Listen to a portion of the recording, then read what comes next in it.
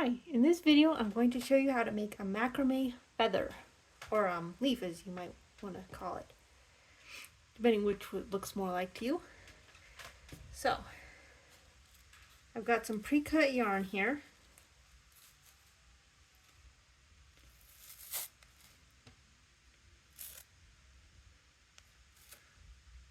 Alright, so this yarn I have two sizes.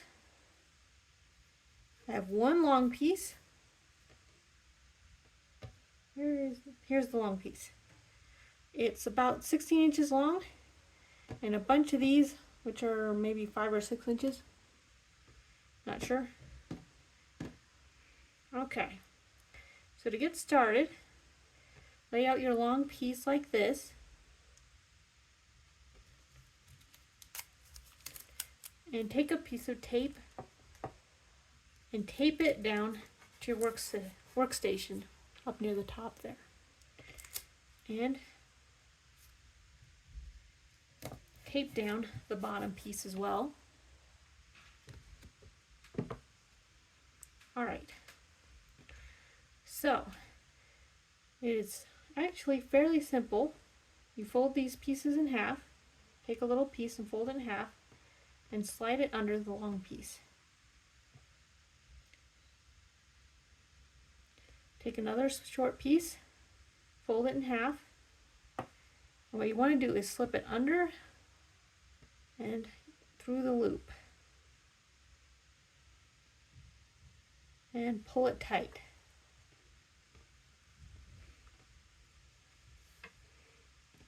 And that's all there is to it. That's the only knot you need to know.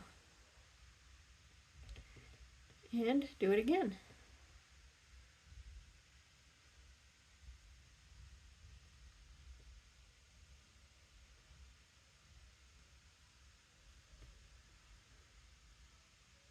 Should look like this.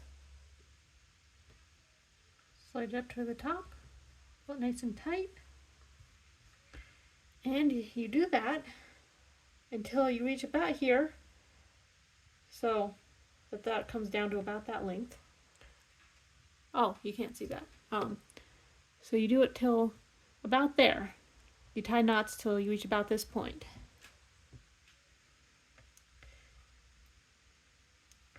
After you've done all of these little knots, basically you round the corners at the bottom to give it a leaf-like shape, and you fray the yarn. You want to separate the, well, I'll show you when I get a little closer there.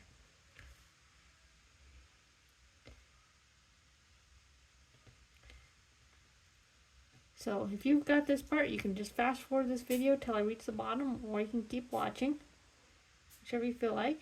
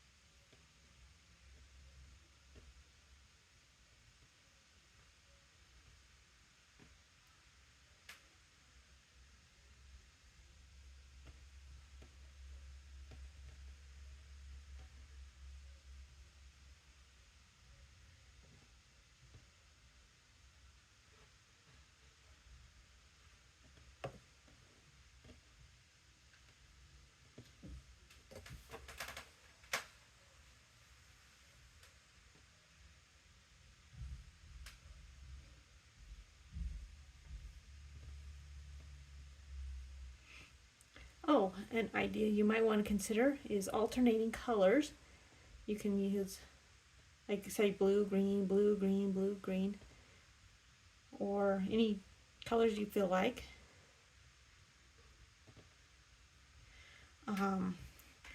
You can also use jute, which is, I think, more typical of macrame. Works better than yarn actually, but yarn is what I have, and if that's all you have, that works great too. Jute, I believe, is the name for hemp string made out of hemp.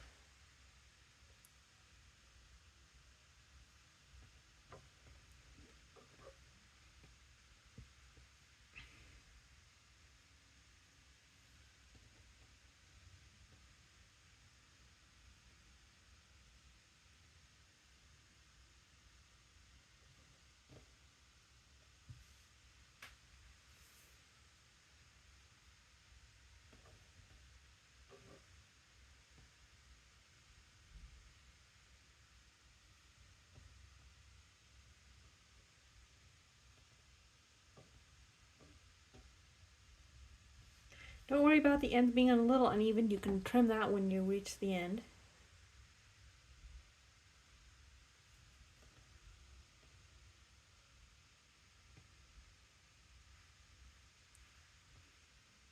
Oh, so one easy way to measure the length of the strings is to take a shape, use cardboard, a box, something like that, and you wrap the string around it couple dozen times or so. Then you take your scissors and you slip it under the edge of the yarn and cut it. And that will give you a shape that is a string that is twice however long you wrapped it around. Or you can cut it at the top and hold the bundle together and cut it again midway if you want it to be the length instead of double the length of whatever you wrapped it around. That is the easiest way to get a bunch of strings that are all the same length.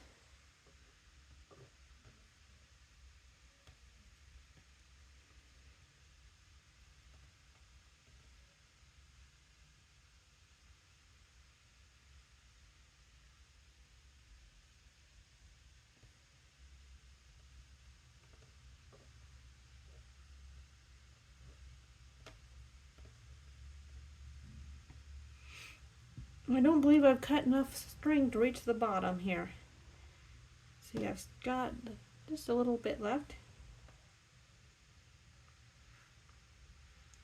I'll see how far I can get.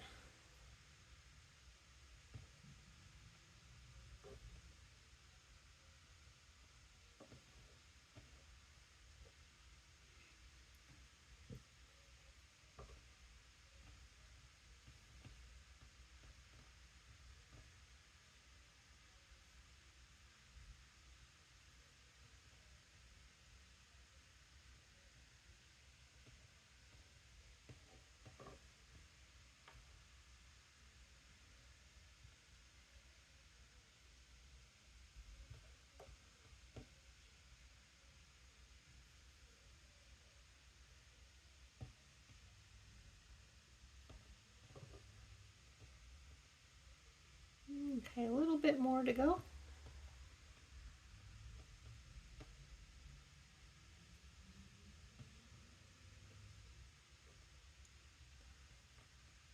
So for the fraying the strings, I'm going to use a fork here for that, and I'll show you how I use that. But you might find better luck with something like a fine tooth comb. I don't happen to have one right now that I can use, or a brush without the little knobbies at the end of the brushes. Not sure if you know what I'm talking about, but anyway, a brush or some sort of comb is probably going to be easier than what I've got here, a fork, but I'll show you how to use the fork.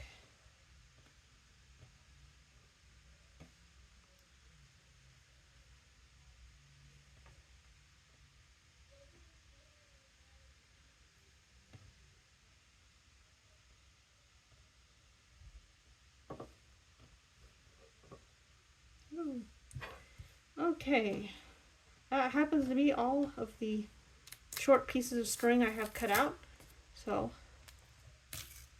I will just show you. See, when you pick it up, they naturally fall downward.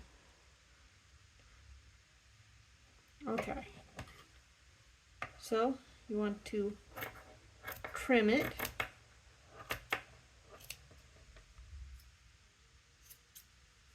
Doesn't have to be exact, just going for the general shape. Trim it in a little bit more at the tips to help give it that curved look.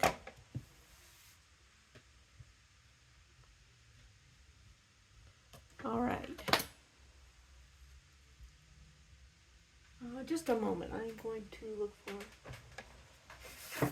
I suggest putting a piece of paper or a cutting board, something under your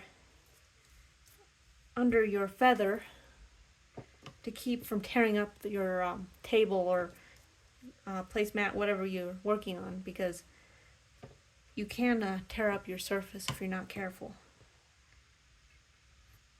So basically you want to pull apart the individual threads in your strings here.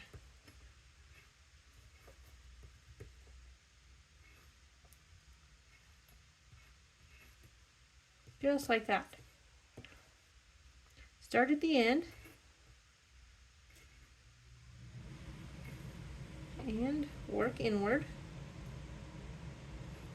If you have a comb, you can sort of go like this and pull apart multiple threads at once. This can get to be time consuming if you only have a fork to work with. So I'm not going to show you the whole thing, I'm just going to do enough to show you what I've got going on here.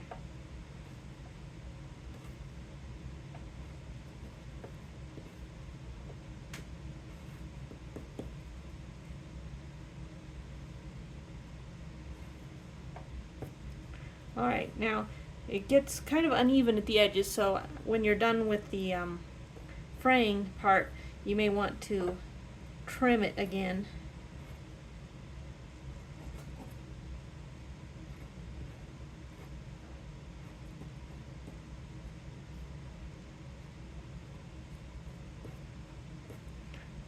And once you've done this entire side, flip it over and work on the other side.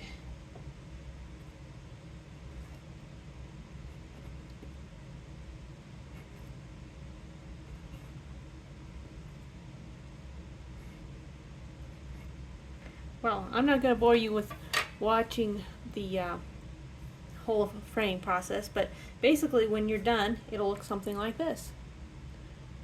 Thanks for watching, and I hope you enjoyed the video.